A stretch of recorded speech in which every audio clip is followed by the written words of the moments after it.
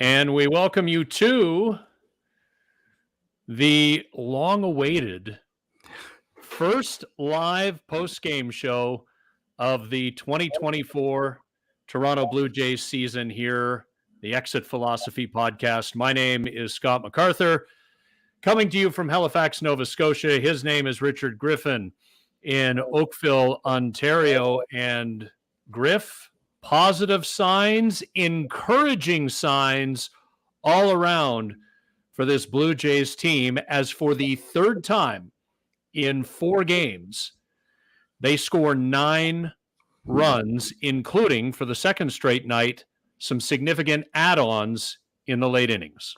Yeah, and what's also encouraging is it's the first time that we've done one of these after a victory, which is very encouraging. We'll have to consider doing more of them if that's going to be the case. But in terms of the number of runs scored, I mean, we were expecting, we've discussed it on Exit Philosophy, that if they don't make hay during this stretch of games, then it's going to be a long season heading into the trade deadline. And so they're doing what they need to do. They're doing what's expected. You look at the White Sox and, to be shut out by Crochet in that second game of the series, that's their best pitcher by far, type of pitcher that gives the Blue Jays hitters problems. But they have to take care of business. And as you pointed out, the best Tigers pitcher is not going to pitch in the series, 4-game series. And when they get to Pittsburgh, the best Skeens isn't going to pitch in that series.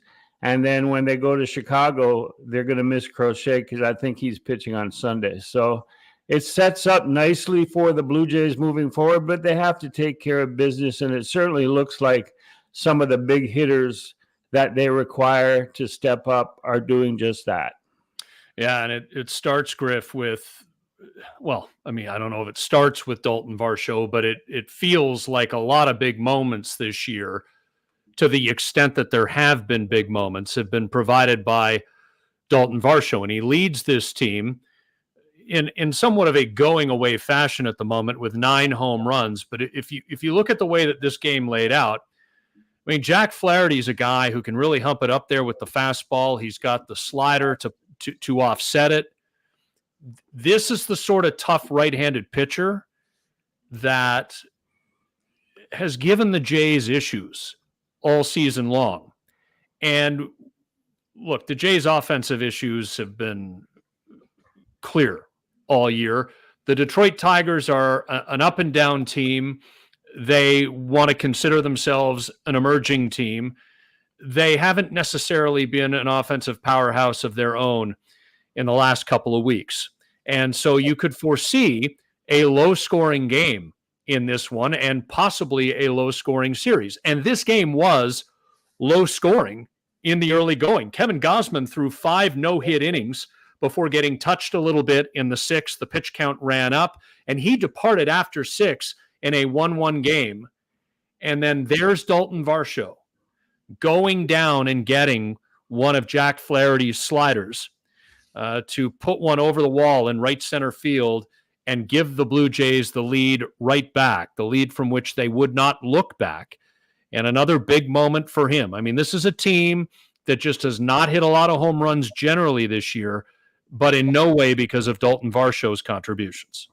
Yeah, I don't know about you, but I look at Dalton Varsho stepping to the plate in certain key situations where the Blue Jays need a run. And in that lineup, as it currently has played through the first 50 games or 49 games, he's the guy that I want at the plate. He's the guy that gives me the most confidence, and I would not have said that at all last season. That was like, are they going to pinch hit for this guy in certain situations last year? But, maybe the Blue Jays saw something. Maybe this is what they saw in Dalton Varsho, but they still gave up, too much in that trade to the Diamondbacks to get him. But in terms of Gold Glove, having him and Kiermaier and George Springer, who's above average, that really helps the starting pitching staff and the entire pitching staff, having that defense out there. And it's a bonus if Varsho steps up and gives you the offense in situations like that where you need. And it gave Gosman the victory. It gave him the win, and he deserved it because he pitched so very well. We welcome your comments. Please type them in. Questions, comments. Griff and I only more than happy to react to those after the Blue Jays beat the Tigers 9-1. This is the first of a number of live postgame shows that we will do here on the Exit Philosophy YouTube page over the course of the season, and it comes at a good time. I've been having some fun with the phrase encouraging signs because that was one of the offerings of Ross Atkins over the weekend. But Griff, if it was going to happen, it was going to happen during this stretch of schedule. And they took 2 out of 3 from the White Sox. They've taken the first of 4 against Detroit. They've got 3 in Chicago against the White Sox early next week, and then they come back home, and I think they're going to debut their City Connect jerseys, so there's a lot of anticipation for that. The Jays are one of the final teams in baseball to debut their City Connect. Some teams have been wearing them for a number of years now, and they will do that when they host the Pittsburgh Pirates. This is the so-called easy part of the schedule. June is going to feature a lot of the Boston Red Sox, some Baltimore Orioles, some of the other upper echelon teams. And so you got to make hay now. You also included the Tampa Bay Rays in your list of weaker teams. So by your standard, Griff, when you consider that the Jays lost 2 of 3 to the Rays, then beat the White Sox 2 out of 3, win tonight, they are 4-3 in the first 7 games of this so-called easy stretch. Yeah, I include the Tampa Bay Rays because I think they're the worst team in the AL East this year, and that they will do nothing but slide from this point. So 4-3 with 9 games left in that 16-game stretch that ends with the Pirate weekend. And we said that if they're 10-6, it gets them back to 500 from when they started that stretch. And, there's no great accomplishment in being at 500 after 58 games of the season, but it's a start. They get to 500 and then they take a couple steps forward at that point. Then it changes the outlook of the trade deadline, of the approaching trade deadline, and what are you going to do? But it's something they need to take care of business. And we talked about the Detroit Tigers and how they're not, people should be careful because they're not as bad as they've been in the past. And that AL Central has been surprising this year. And I think that's the reason that the Tigers are 5-14 in their last 19 games. Their hitting has dropped off. Their hitting is what the Blue Jays were doing when they were struggling to put wins together. But you look at that AL Central and you've got the Royals and you've got the Twins, and you go, hey, I think I was adding it up today for my next power rankings, and the AL Central is above 500, which is a far cry from the last 2 or 3 years where they've been double digits below as a group. So the Tigers may not be as bad as what their record indicates because they've played a lot of games against Royals and Twins in their own division. Those are 2 pretty good teams right now. We're welcoming your comments. Please keep dropping them in and we will react. Diane Sweeting says, hey, how about the great performance of the broadcast team under difficult circumstances? Amazing effort all around. So, yeah, shout out to I can only imagine what the people behind the scenes went through. Shout out to the voices we hear and the faces we see, whether that's Jamie Campbell and Caleb Joseph back in the studio who took us through the first. Well, we missed the first inning and a half, I think, and then they managed to get the scoreboard feed from the bottom of the second on, and Jamie and Caleb took us through about an inning and a half worth of baseball, and then Dan Schulman and Joe Siddle over the cell phone for the middle part of the game before everything got set back up. So shout out to all those both on cam and off, Griff. It's one of those things where I don't think I've ever been through anything quite like that, but it is stressful right? When you're live and, Dan's having to time out the delay as well, but you can kind of set that stress aside and almost mentally and emotionally your own expectations shift because you know what you're going through. You know the audience is going through it with you. And so it becomes a bit of an adventure. And I thought the guys handled it pretty well. Yeah, there were a few things that I learned there. One is that MLB.com, Ben Schulman on radio, and TV are all on a different time sequence of actually showing live baseball. Yeah. And I had all three going at one time, and I'm going, I know the play.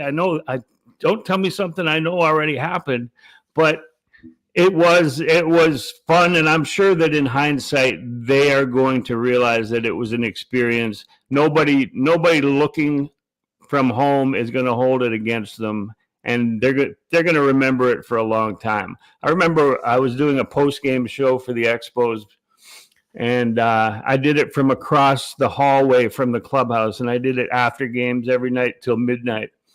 And one show I had, and so I was by myself in a studio with two microphones, two headsets, and back at CFCF radio, the engineer, the producer was there. I had Jim Fanning, who managed the 81 Expos and was the first GM of the team, and the late Jim Fanning, and he was a terrific person and a good friend. I had him on for 45 minutes after the game, and we did the whole show, and people told me later that his headset wasn't working. I did an interview for 45 minutes, and my guest, his headset wasn't working, and nobody in the studio. What that told me was that the people in studio weren't even listening to my show, which that was the end of my hosting of talk show career. Not that show in particular, but that experience. And they're unique experiences, but I remember that 22 years later. So it must have made an impact. Yeah. Griff's show, your show was a cigarette break and a Labatt 50 or a Molson Hex Sport. Was that? Yeah, those are the big sponsors. Those were the big sponsors. Anonymous user wants to know, super curious, your opinions on if Alek Manoah will keep this up. He was a joy to watch again the last two starts. I got to say, Griff, I don't want to jump to conclusions on this, but you and I have been on the same page about Alek Manoah, even when it was all going down the crapper last year, that this was not a young man to give up on. And my argument has been, and I would love to see him get back to 2022 Alek Manoah, because then you've got a Cy Young candidate and you've got another pitcher who is at the front of your rotation as opposed to the middle or the back end. And with Gosman looking pretty good tonight and Barrios doing his thing, Kikuchi doing his thing, that would be awesome for this team. But even 75, 80% of 2022 Alek Manoah is going to get this young man a decade and a half of a solid, really good big league career. Yeah, I was looking at the third start, the last one that he had, which was 7 innings. I was looking at that as sort of the barometer of where he stood in his comeback. And because the first start, we thought he pitched better than his line indicated, but he only threw one changeup, and he was struggling to get back. He hadn't pitched in the big leagues since last August. Second start, he changed it up. Literally, he threw 12, 14 changeups, and he added that to his arsenal. And my thinking was that we won't know until the opposition has had a chance to compare the two videos, the two games that he pitched, and make their conclusions, and then attack Alek Manoah as they see fit. And that was, to me, was going to be, I was going to reserve judgment on whether he was legitimately coming back, and he handled it so well in that last start. And I see a comparison between a Vlad Guerrero who snaps out of whatever slump he's been in and is free and easy. His body language is good and confident and loose. I see that on the pitching side from Alek Manoah. And we've talked about it before, is that when his focus is on his own dugout, when his swagger is pointed towards his own dugout and his teammates, that's when you know that he's not worried about making an impression on the other team, asking Garrett Cole to come across the outie sign if he really means business. Just focus on your own dugout, focus on your job, stay loose, stay relaxed, stay free and easy. And I see that in Vlad Guerrero right now as he's emerging from his early season funk. And I see that from Alek Manoah in a smaller timeline because he's only had 3 back. But in answer to the question, I see, like we've discussed on Exit Philosophy for the last 3 weeks, I see him legitimately being a candidate for comeback player of the year this season if he continues to just remember that he's not fighting the clock, the pitch clock. He's using the pitch clock. He's aware of the pitch clock, but he's not trying to manipulate it. He's not trying to be Chris Bassett Jr. He's trying to be Alek Manoah the first. I'll never forget. And this is, I don't know why I'll never forget this, Griff. I don't know why it stands out to me, because I think even my good buddy Gord Wilson would say, kind of an obvious comment, but Gord Wilson is the longtime radio color analyst of the Ottawa Senators. And the Senators in the 2000s were the first professional sports team that I covered. And I clearly remember being at a morning skate day of a game one day, and the media gathers in one of the sections and watches the players out for a twirl.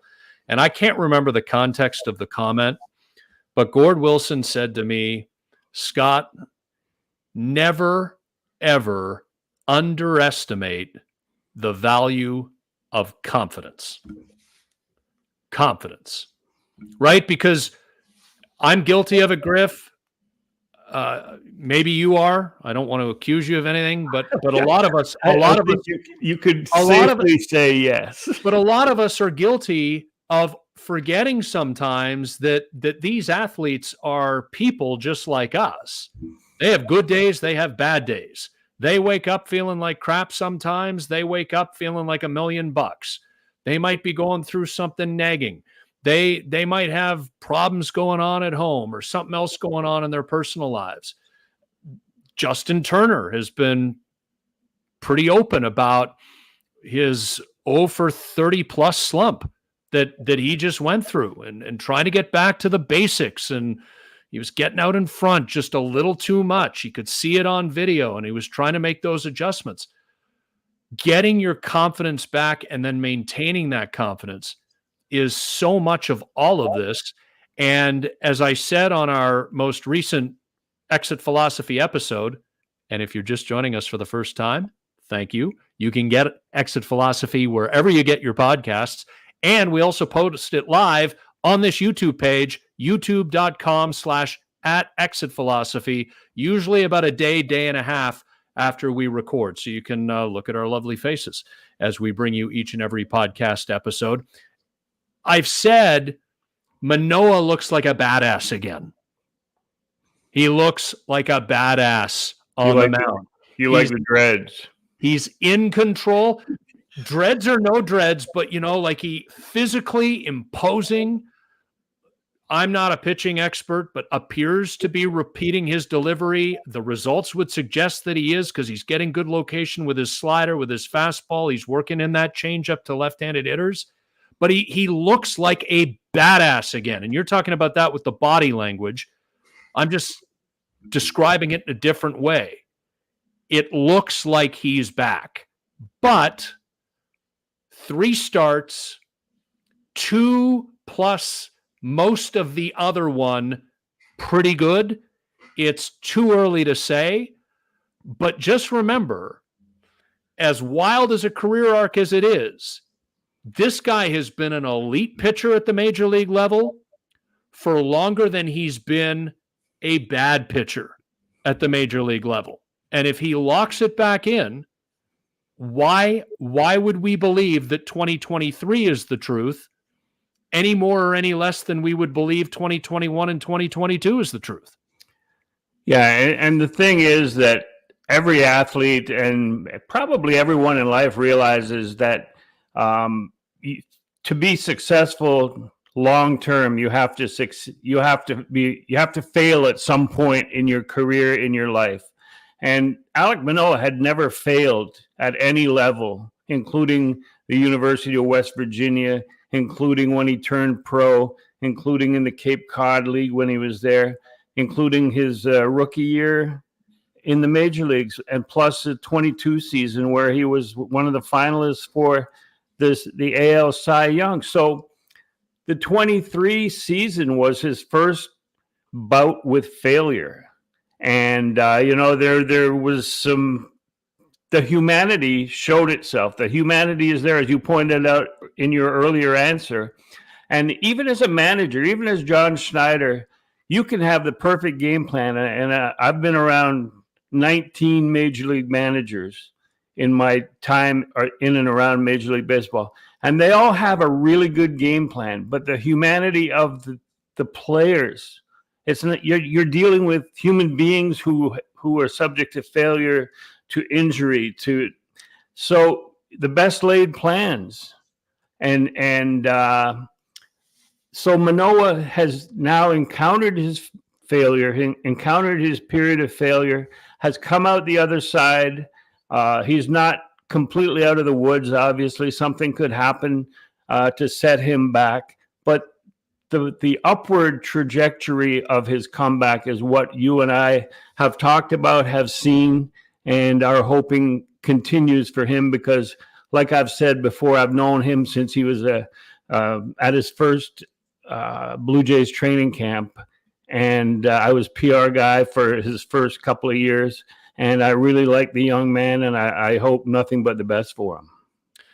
Let's get to this one from Tall Can Audio. What do you guys believe it will take to extend Yusei? What do you think he will be asking for?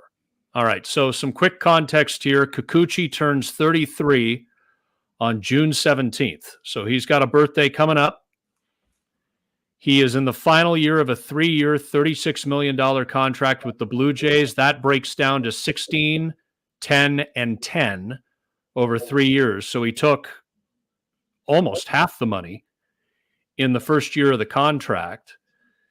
If this keeps up, Griff, and the Jays are able to do a deal with him, I mean, I think you're looking at another 3-year contract. He might hope for a fourth through his mid-30s, and you're looking at a pay raise. You're looking at a pay raise for the quality of pitcher that he has been, certainly this year. And the bar was so low after year one that I think people thought last year was a whole heck of a lot better than it was. I'm not going to take anything away from him. It was better than year one.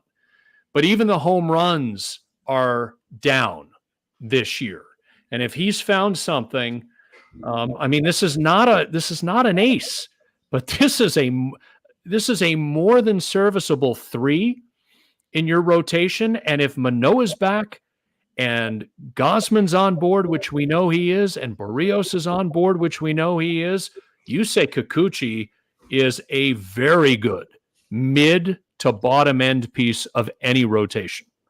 Yeah, I would say that he wants to stay. He wants to play here, given the right contract. I think at that age, and you talk about 3 years, I think 3 years is legit. I would give him a 4th year as a club option with a buyout. And if after the buyout, it adds up to $45 million, I would consider that, like a $4 million or a $3 million buyout for that 4th year, and make it add up to 45 guaranteed. That's a mid-rotation ace, if you can call a mid-rotation guy an ace. And he loves being with the Blue Jays. He loves being a Blue Jay. He loves working with Pete Walker. He lived in Toronto in the GTA during the off season. We know that because he had a dinner reservation set up for Shohei when Shohei was on that flight to Toronto. But it turns out it was his wife's birthday, so that was all part of the gossip around town.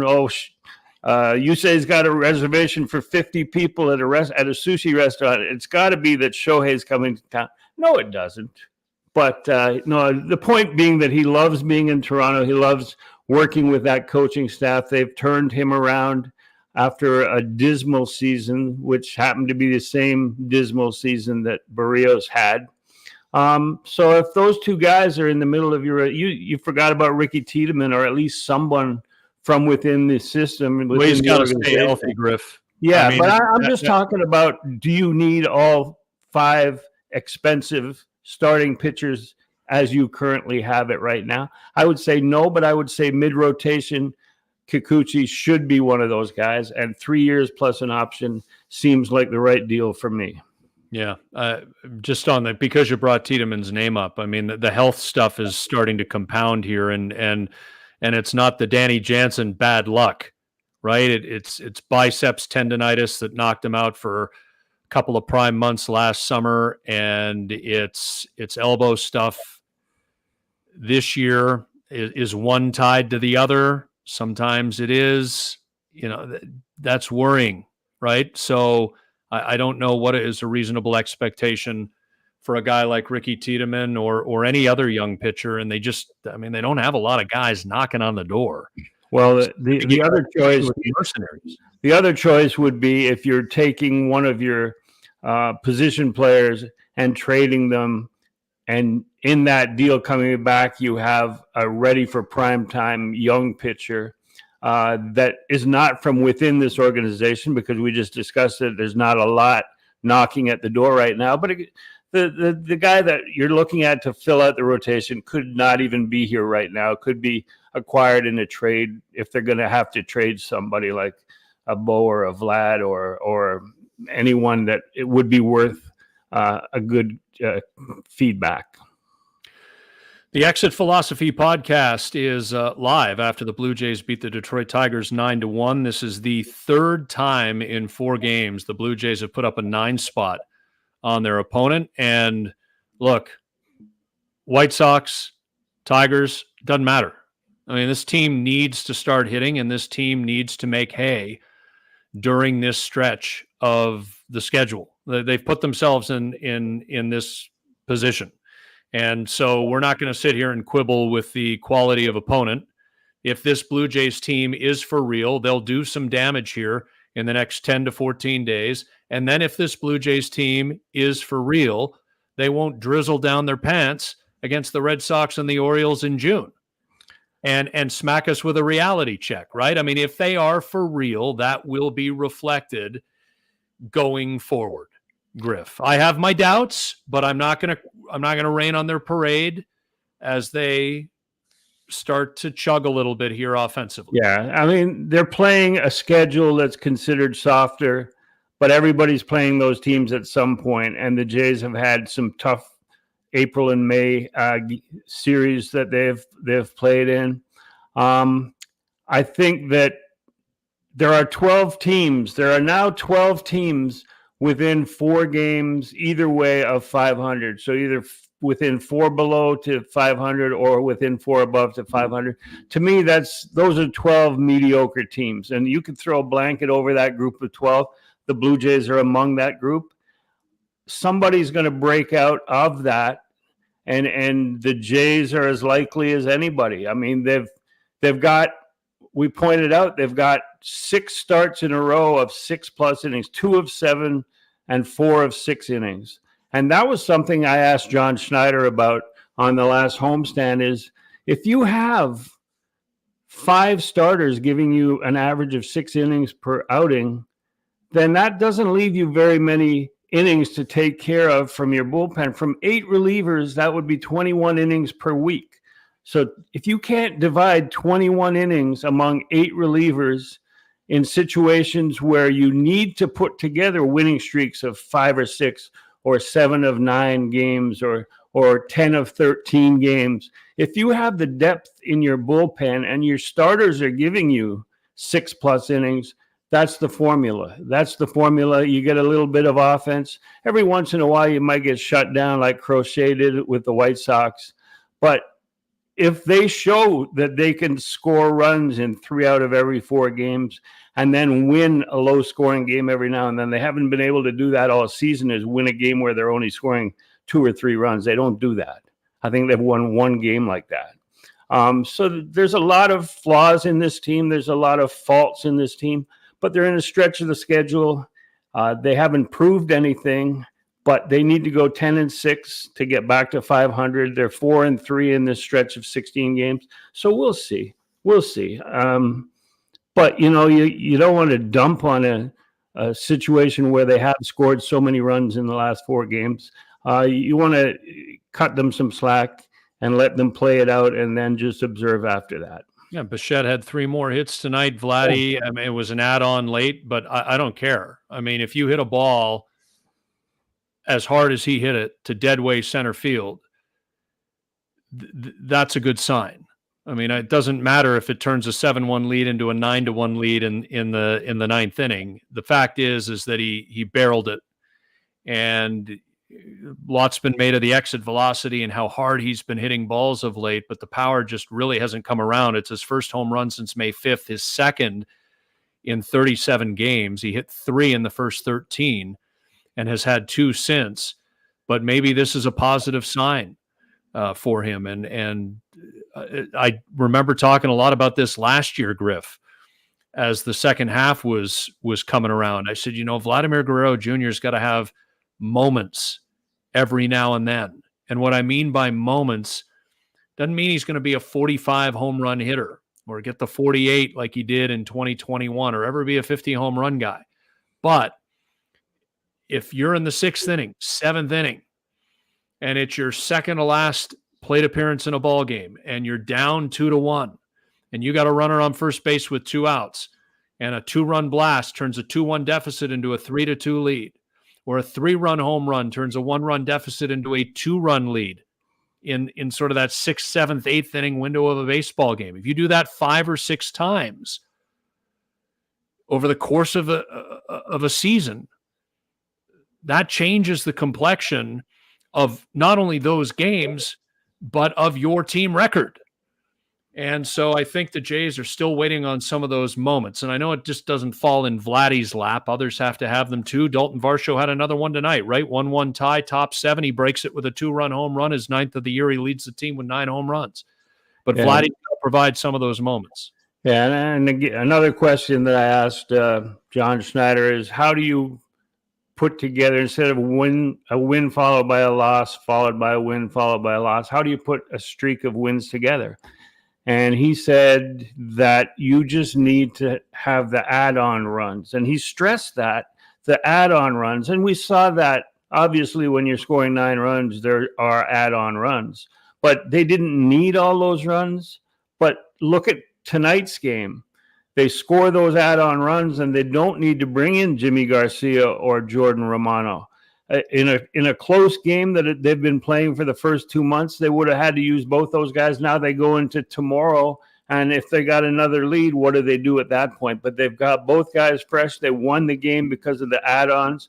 And I think that the ability to score more than 3 or 4 or 5 runs is what's going to make the bullpen, or allow John Schneider to use the bullpen in roles where they can succeed. You put someone in a position to succeed, and you're going to be a much better team. And they haven't been able to do that through the first 2 months, either because of failure of the starting rotation to go deep, or because of the injuries in the bullpen. But it seems to be settling in, and even though the opponents aren't as strong, at the end of the Pirates series, as you pointed out earlier, they're going to get back into playing the Baltimores and the other teams in the division. And we'll see whether the strength can carry them through those games. Anonymous YouTube user, it's up on the screen. If the Blue Jays are going to trade some big names, do you think they should wait until the deadline? What big moves would you guys make?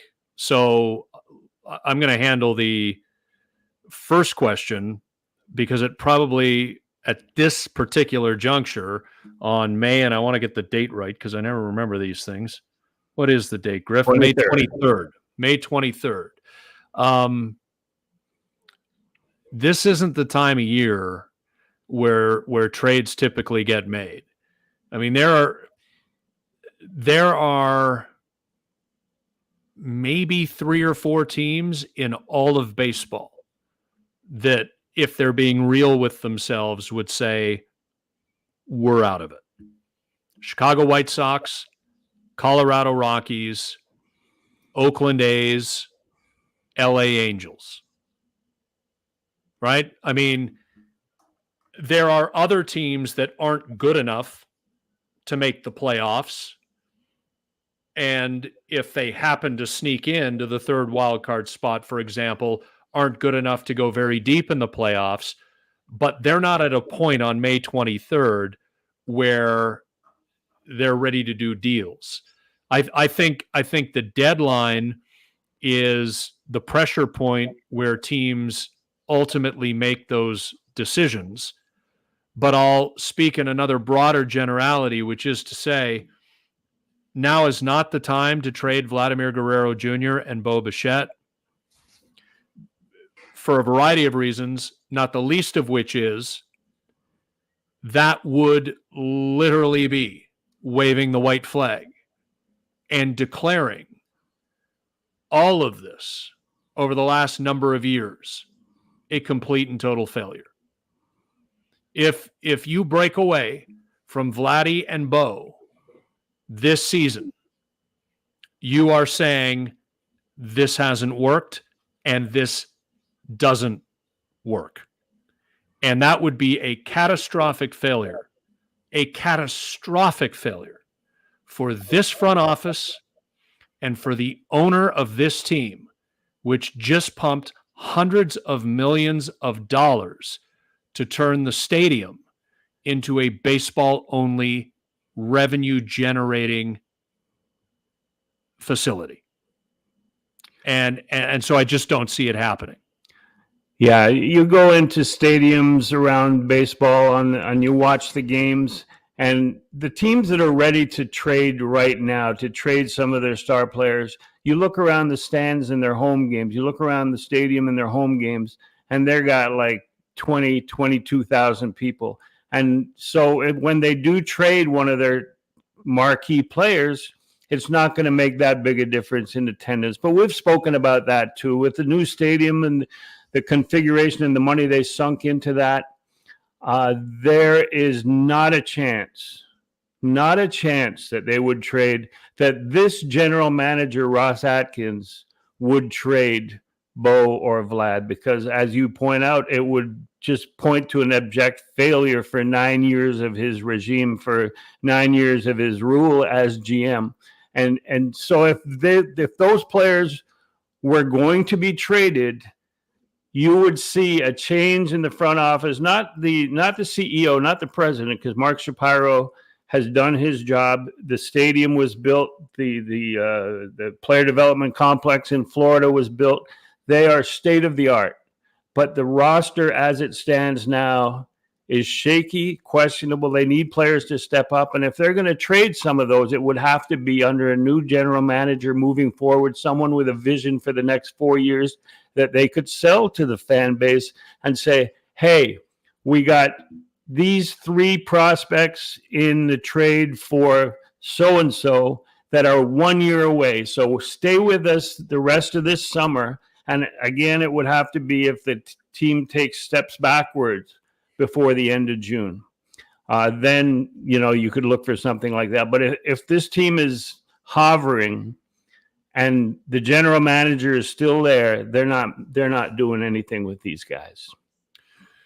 And quite frankly, Griff, I don't want the current general manager moving anybody out leading up to the deadline, because if they are going to, I don't even want to use the word rebuild, because I just don't think that's in their mentality, nor should it be at this point. But if you want to call it a retooling, change things up somewhat significantly, Ross Atkins isn't going to be here for that.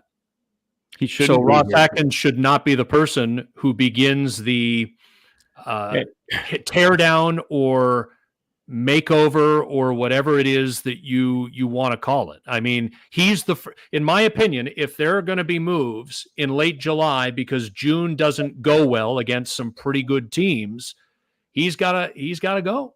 He's got to go before that. I don't see the point in keeping him around, and I think he's burned through the public's trust. I think that's been reflected. And the logical players for teams to move are players in the final year of a contract. And we spoke about Kikuchi, final year of a contract, but you want to keep him around. So if you want to keep him around, you're not going to trade him. And, you could always go the roundabout way, the Aroldis Chapman way, and re-sign him as a free agent. But you don't want to do that. You want to show him trust and faith if you want to re-sign him. And I think they do. Danny Jansen, same situation. Do you want Danny Jansen in his final year to be traded for the last 3 months because he's in the last 3 months? I don't think so. I think you want Danny Jansen to be around at least as one of your two catchers moving forward. And then, then you got other guys that are in the final year of a contract that aren't going to bring you that much in return, guys that you yourself signed for 1 year. So, the only people that you could speak of and speculate about as being huge moves would be Vlad, Bo, Gosman, Romano, maybe guys that are out here beyond this year, but are big parts of this team. Danny Jansen's an interesting one because I think we all agree, Griff, that he's the heart and soul of this team. And that during the periods of time that he's been hurt, this team misses him. Not just the catcher that he is, not just the offensive presence that he has when things are going well for him, but just he's kind of the heartbeat of this whole deal. And I think he loves it here. I think I don't think he's a guy, and the catching position in general is just one you want to be very careful about term with, but I don't think he's a guy you go beyond 3 years with. I think you could get him in the $17 to $20 million a year range, so he's paid quite nicely. The one thing I would wonder is, what does Danny think about where this team is, and does he want to walk this to free agency? Because as time goes on here, theoretically, it becomes clearer about the futures of Bo Bichette and Vladimir Guerrero Jr. And I don't know if you want to re-up in Toronto for reasonably long term if this team isn't going to resemble anything close to what it was supposed to be.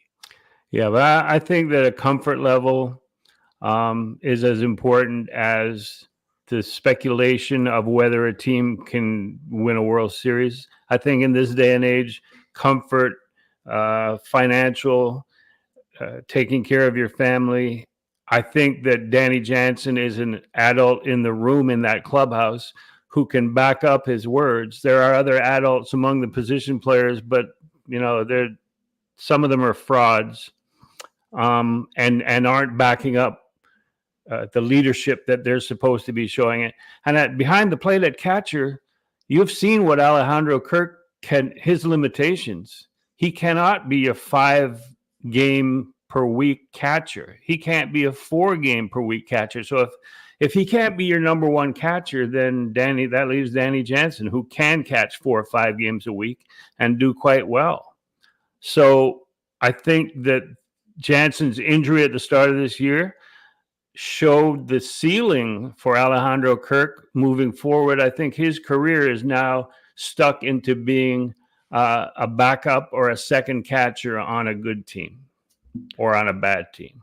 Yeah. Well, and here's the other pressure point with Danny Jansen. So I would sign Danny Jansen. Well, yeah. And the old thing, though, of course, it's a two-way street. He's got to want it just as much, and he's going to assess the situation. But I would say there's a lot of pressure on the Jays to do this because of the quality of the player, Griff. And if Jansen, for some reason, walks a couple of years after you traded Gabby Moreno, yeah, Well, that's the other thing, right? That certainly they would be reminded of that. Yeah, they're in a rock. Forever.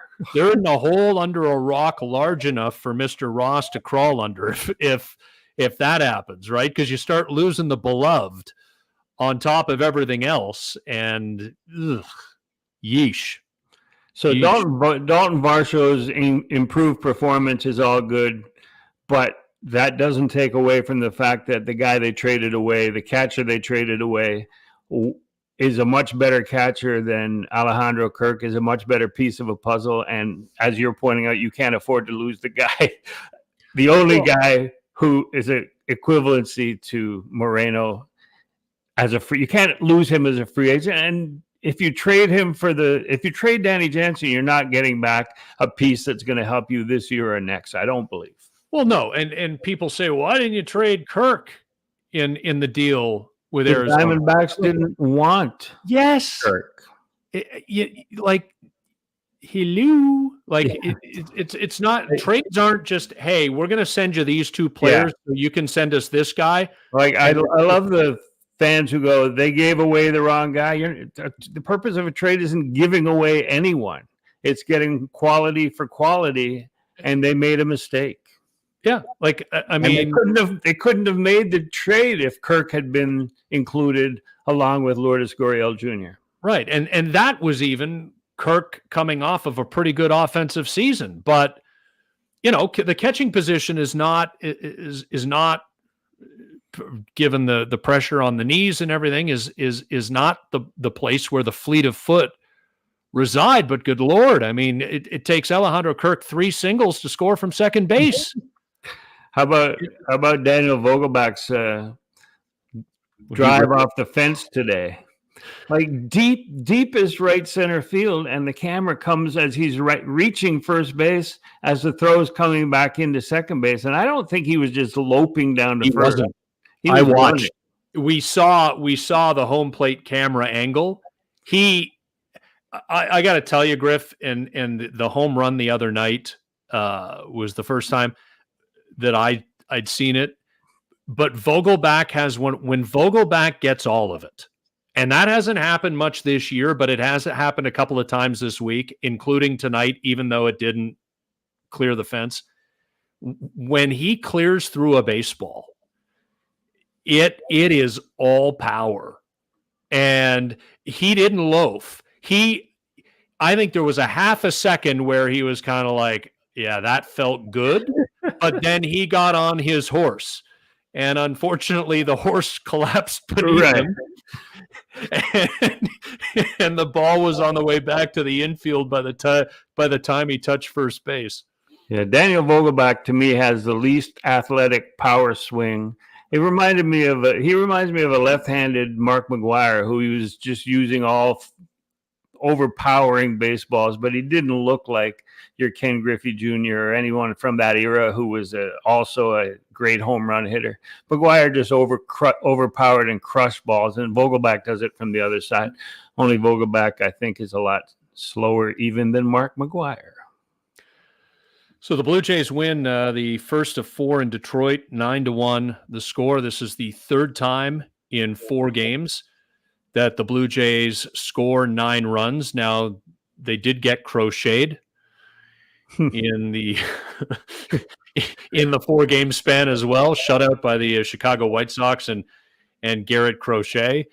But these are positive signs, and I know that the opponents are not the Baltimore Orioles, and they're not the New York Yankees, and they're not the Seattle Mariners, even though the AL West has been pretty mediocre so far this year. But teams with better pitching staffs, doesn't matter. You got 6 games in a season against the Chicago White Sox. 3 of them are in the books. 3 more are coming next week.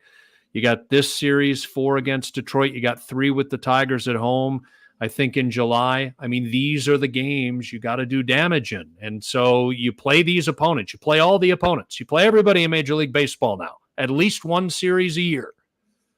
The schedule's the same for everybody. So you got to win these games when they come up. I have a theory about the return of the home run jacket.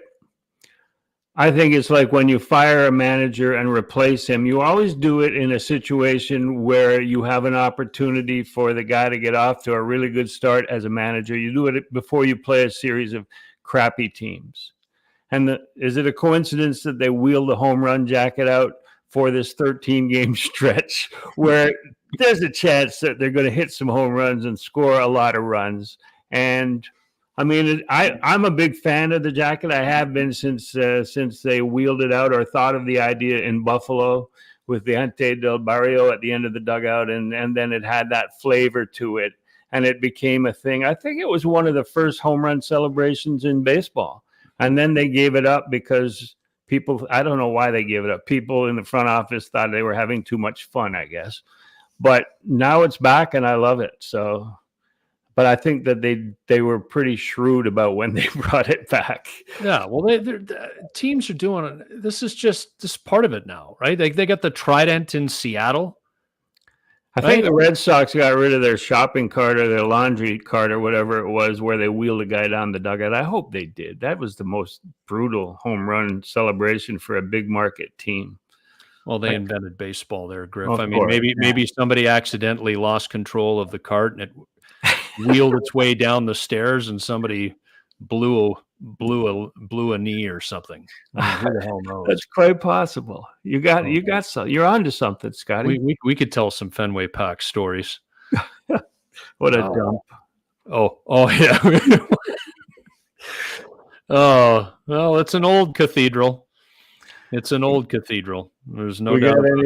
We got any more questions sliding there that we can answer, or we're up on our number of questions so far. I mean, we'll put the final call out right now. If you want to get a question in, a comment in, we'll be happy to read them. And otherwise, Griff and I will slowly start to wind this baby down. Blue Jays win 9-1. We don't do this after every game. And the fact that it took 50 games for us to do it the first time is proof of that. But we are going to start doing this with more frequency. So youtube.com/@exitphilosophy. This is where all of our podcast episodes get posted as well. We record typically on Mondays, and you can get our podcast Apple, Spotify, iHeartRadio, wherever it is you get your podcasts. You can get us in audio version there. You can watch us on YouTube as well. And we're going to continue to do some of these YouTube post-game shows live as well. Really enjoy the interaction. We'll let you know within the body of the regular Exit Philosophy if we have something planned for later in the week so that you have some time to prepare and to set aside some time for us.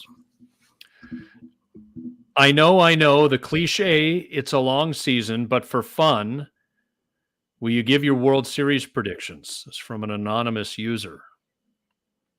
Who you like American League? There's no way to get this right, Griff, unless you get lucky, because who at this time last year would have had Texas and Arizona? You know, there's just so much that needs to play out. I'm going Philly and Baltimore. See, I was going to go. See, I don't like what you just did there, because I was on the Orioles last year. I was on the Orioles ahead of your time. I was on the Orioles all of last year, and you kept saying it wasn't going to work out, and I was feeling pretty good about myself. And then Texas dumped him. I'm a big Dave Dombrowski fan. I want to see him win another one, and that'll be in Philadelphia. It'll be. I think they've played each other once or twice before in World Series, so it'll be fun. I'm going to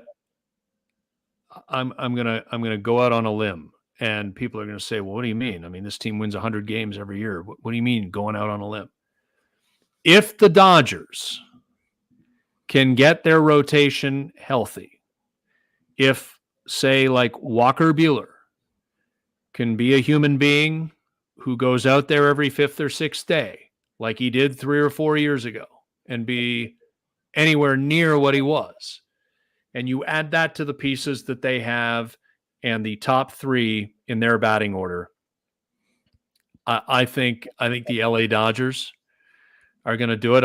Part of me says a lot about Atlanta. I'll say the Dodgers, and I feel like you've taken my team away from me, the Baltimore Orioles, Well, and I can't go Yankees. No, I can't go Yankees. I can't, in good conscience, go with anybody from the AL West right now. Although, look out for Houston if they get this ship righted, and they're on the path to doing that. Yeah. So how about I go with the heartwarming, feel-good story? Stephen Vogt and the Cleveland Guardians. Nice. Pitching and defense. Huh? What you don't consider your Cubs a threat for anything? Your beloved Cubbies? Can Imanaga pitch every single day, all the time? Can he Cy Young this and make? I think they do that in high school in Japan. They pitch every single day. So, well, there you go. Yeah, there you go. He's been an awesome story. Yeah, for sure. But I don't know if they're. You can pick Baltimore. We can both pick Baltimore. Yeah, but then what? Then we both are out runners at the same time. Well, no, then we have nothing to argue about. Yeah. I can't hold it over you. You can't hold it over me if we agree. All right. Well, we'll ponder moving forward, and that's one that becomes flexible as time. I mean, if the Astros don't turn it around completely, if they have a couple of injuries and they don't even threaten to make a wild card, then you can change your mind on that. But yeah, well, that's something we can debate all the way through the season. So. We'll leave it there. We ran about an hour. A good night for the Blue Jays. They beat the Tigers 9-1, so they score 9 runs in a game for the third time in 4 outings. They get 6 innings from Kevin Gausman, the first 5 of which were hitless. They get home runs from Isaiah Kiner-Falefa, the go-ahead 2-run bomb from Dalton Varsho in the 7th, and Vladimir Guerrero Jr. with a couple of tack-on runs in the top of the 9th. I think what mattered more was just that swing and the fact that it was a rope to dead center field. And so we're going to continue to do these live post games, not every night, not necessarily every other night, but we will keep you apprised on the podcast of our schedule. We'll promote it on social media. We really appreciate your commitment to us. We ask that you tell a friend about the Exit Philosophy podcast, wherever you get your podcasts. You can get us in audio form. You can get us here at youtube.com/@exitphilosophy on YouTube. We post every week. We stay pretty consistent with it. Like, subscribe, comment, rate, all those things. We love you for it. Thank you for tuning in. And we will be back sooner, I promise, sooner rather than later with another live Blue Jays postgame show. Thanks, Scotty, and thanks everyone for tuning in and listening. Thank you. Go Jays.